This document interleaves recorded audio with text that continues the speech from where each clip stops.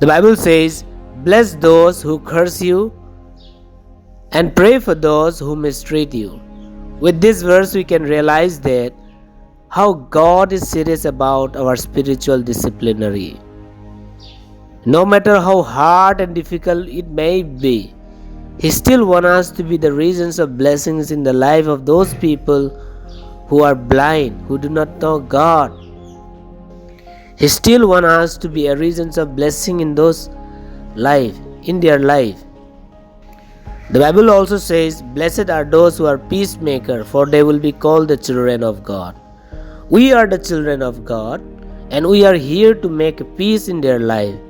And the peace of God will only come when they accepted Savior Jesus Christ. And for that, we need to bear their mistreat. We need to bear their misbehavior and still be able to love them and show them the love of God. It is hard, but it is our responsibility. We may not be able to do in our own human strength, but through Christ it is possible. And for that, we need to surrender our life to God every day and seek the presence of the Holy Spirit. And through God, it is possible.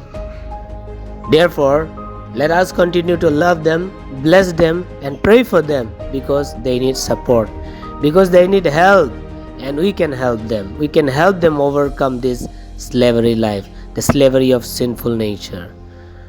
So let us be encouraged and be a reasons of blessing in their life. The Bible also says, love covers multitude sins.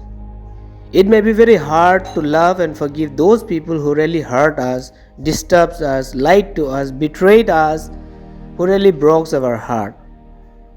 But still then, God wants us to love them, bless them, and pray for them.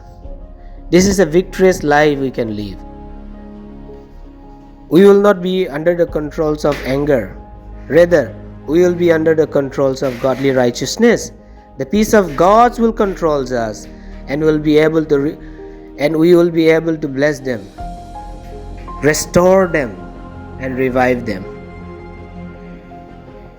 Yes, we can do this. We can all do this through Christ. So, let's love our enemy, bless them, and pray for them. God bless you.